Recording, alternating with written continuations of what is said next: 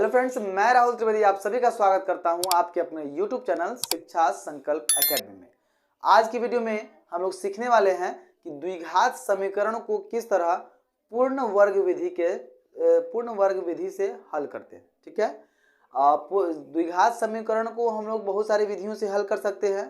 उदाहरण के लिए पूर्ण वर्ग विधि, गुणनखंड विधि, द्विघात सूत्र के द्वारा एवं साधारण विधि भी होती है। ऐसी बहुत सारी विधियां हैं, लेकिन इसमें से मुख्य 3-4 विधियां होती हैं जिनके बारे में हमें पढ़ना होता है। जिनमें से गुणनखंड विधि, इसी का दूसरा नाम फर्स्ट इंटू लास्ट मेथड है। दूसरा मेथड है आपका द्विघात सूत्र द्वारा, और तीसरा मेथड है पूर्ण वर्ग विधि द्वारा। ठीक है, तो इसमें से गुणनखंड विधि या फर्स्ट इंटू लास्ट मेथड हमने सीख लिया है, और द्विघात सूत्र के द्वारा भी द्विघात समीकरण को हल करना हमने सीख लिया है। और इस वीडियो में हम लोग जानेंगे कि किस तरह पूर्ण वर्ग विधि के द्वारा हम लोग द्विघात समीकरण को हल कर सकते हैं। ठीक है, तो चलिए अपने वीडियो को शुरू करते हैं बिना समय गवाए हुए। मैंने यहाँ पर 2 क्वेश्चन जो है आप ही के बुक से लिया है, और इसका हमें क्या करना है, मूल्य ज्ञात करना है, वो भी किस विधि से, तो हमें ज्ञात करना है पूर्ण वर्ग विधि से। ठीक है, पूर्ण वर्ग विधि से, पूर्ण वर्ग विधि से। ठीक है, पूर्ण वर्ग विधि से हमने इसको, अगर हम चाहें तो इसको गुणनखंड विधि से ही बना सकते हैं, चाहे तो क्या बोलते हैं द्विघात सूत्र के सहारा से भी बना सकते हैं, लेकिन हमें इसमें सीखना है पूर्ण वर्ग विधि से। ठीक है, अगर आपने पिछली वीडियो को नहीं देखा है तो प्लीज जाके जरूर देख लें उसको, ताकि आप बेसिक रूप से स्ट्रांग होंगे, तभी आप किसी भी क्वेश्चन को आराम से हैंडल कर पाएंगे। ठीक है, तो हम लोग स्टार्ट करते हैं सीखना। पूर्ण वर्ग विधि से हल करने के लिए आपको 2 फॉर्मूला याद होना चाहिए, एक a प्लस बी का होल स्क्वायर और एक a माइनस बी का होल स्क्वायर। ठीक है, ये ऐसे फॉर्मूलाज हैं जो हम लोग क्लास 6-7 में ही स्टार्ट कर देते हैं पढ़ना। सभी बच्चे इस फॉर्मूला से परिचित होंगे। ठीक है, a प्लस बी का होल स्क्वायर क्या होता है, a स्क्वायर प्लस 2ab और प्लस बी स्क्वायर। ठीक है, उसी तरह a माइनस बी का होल स्क्वायर क्या होता है, a square minus 2ab plus B square. ठीक है, इतना यही होता है फॉर्मूला।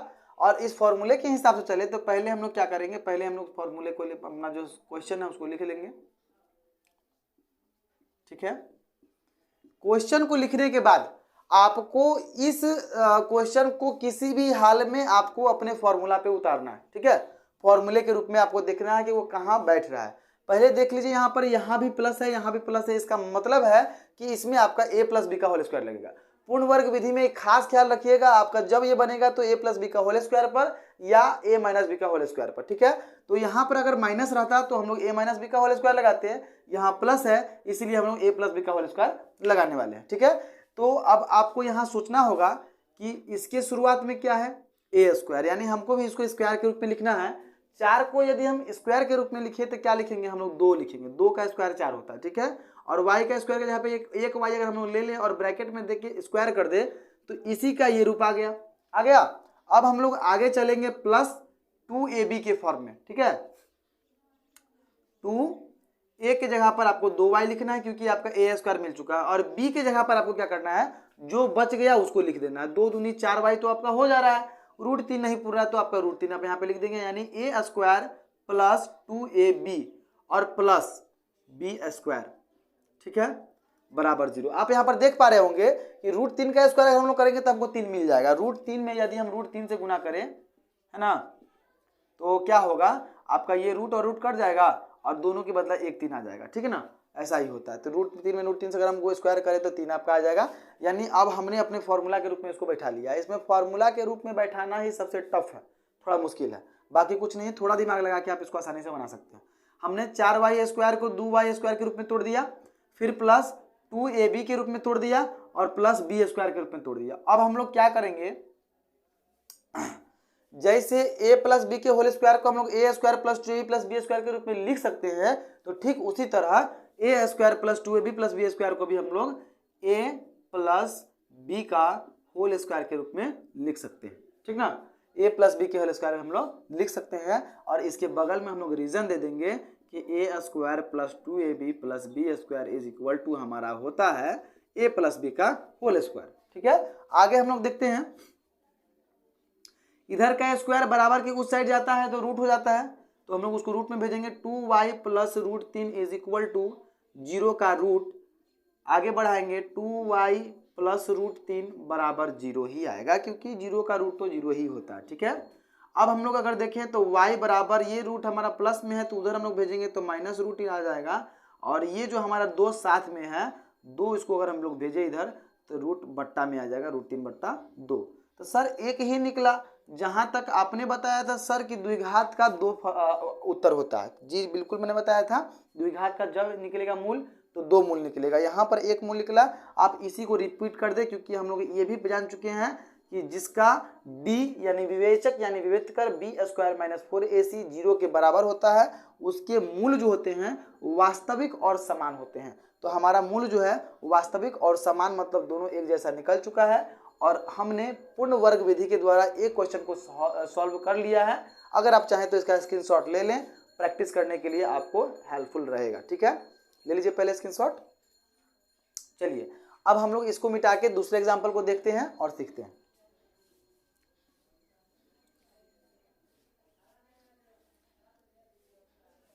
ठीक है, चलिए अब हम लोग दूसरे एग्जाम्पल को लिख लेते हैं पहले। 2z² - 7z + 3 = 0। ठीक है, यही हमारा क्वेश्चन है। चलिए तो हम लोग दूसरे एग्जाम्पल को देखते हैं।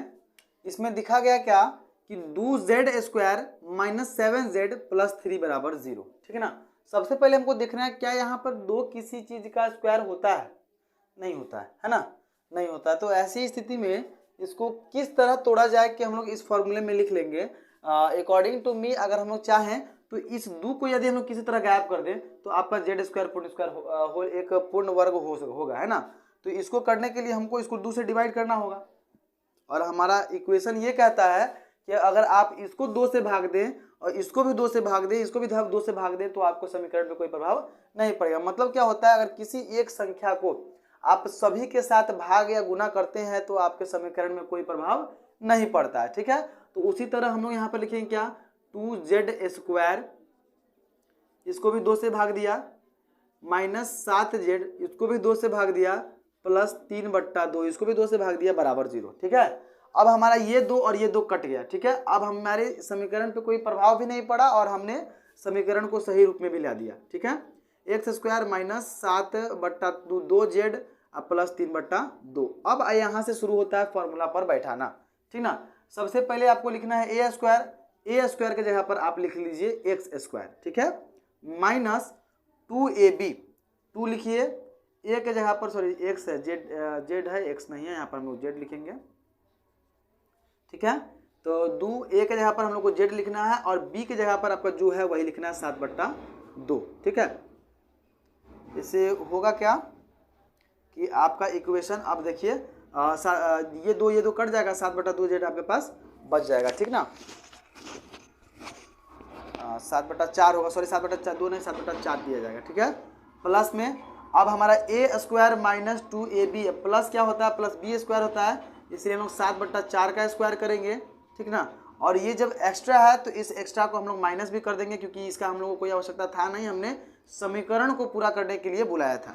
और लास्ट में ये हमारा जो बच जाएगा इसको हम लोग को प्लस करके रखना है, क्योंकि प्लस अगर आप नहीं रखते हैं तो आपका जो इक्वेशन है खराब हो जाएगा। ठीक है, हमने क्या किया, हमने z² के बदला पे z² लिखा, a² के रूप में काम कर रहा है, माइनस की जगह पर माइनस है, 2ab है, और प्लस में इसका हम इसलिए हमको जबरदस्ती लाना पड़ा है, इसलिए हम इसको करके घटा भी दिए, यानी समीकरण पे कोई प्रभाव नहीं पड़े। और जो हमारा मूल तत्व था वो नहीं आ रहा था, इसलिए हम इसको लास्ट में ऐड कर दिया है। यहाँ से यहाँ तक हमारा फॉर्मूला है, और ये 2 अलग चीजें हैं जिसको मैंने समीकरण को संतुलित करने के लिए लिखा है। ठीक है, अब आगे देखेंगे, z² माइनस इसको अगर इसको काट दिया जाए, सॉरी अभी यहाँ पर आप देख सकते हैं कि a² - 2a + b², तो सीधा हम लिख सकते हैं a - b का होल स्क्वायर माइनस 7 का स्क्वायर 49 होगा, और 4 का स्क्वायर होगा आपका 16, और माइनस आपका प्लस 3/2 है, बराबर में 0 है। ठीक है, तो पहले हम लोग इसको तो रहने दे जैसे का तैसे, और इसको सॉल्व कर लेते हैं।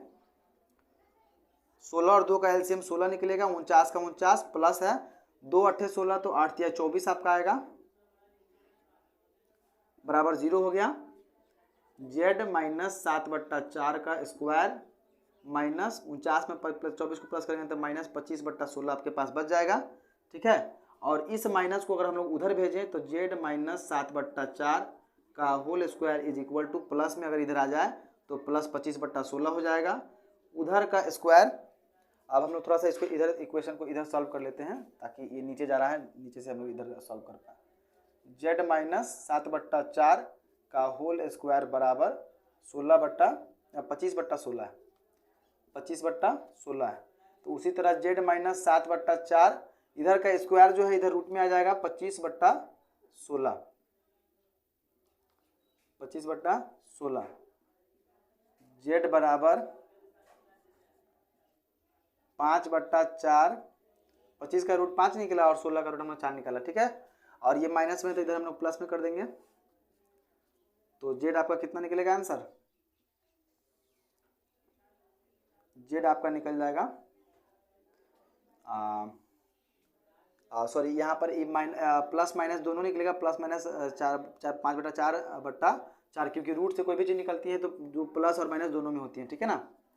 तो इसको हम लोग क्या कर सकते हैं, हम लोग यहाँ पे इसको बांट सकते हैं कि z बराबर हमारा क्या हो जाएगा, एक हो जाएगा प्लस 5/4 प्लस 7/4 और एक हो जाएगा z बराबर माइनस 5/4 प्लस 7/4, ठीक है।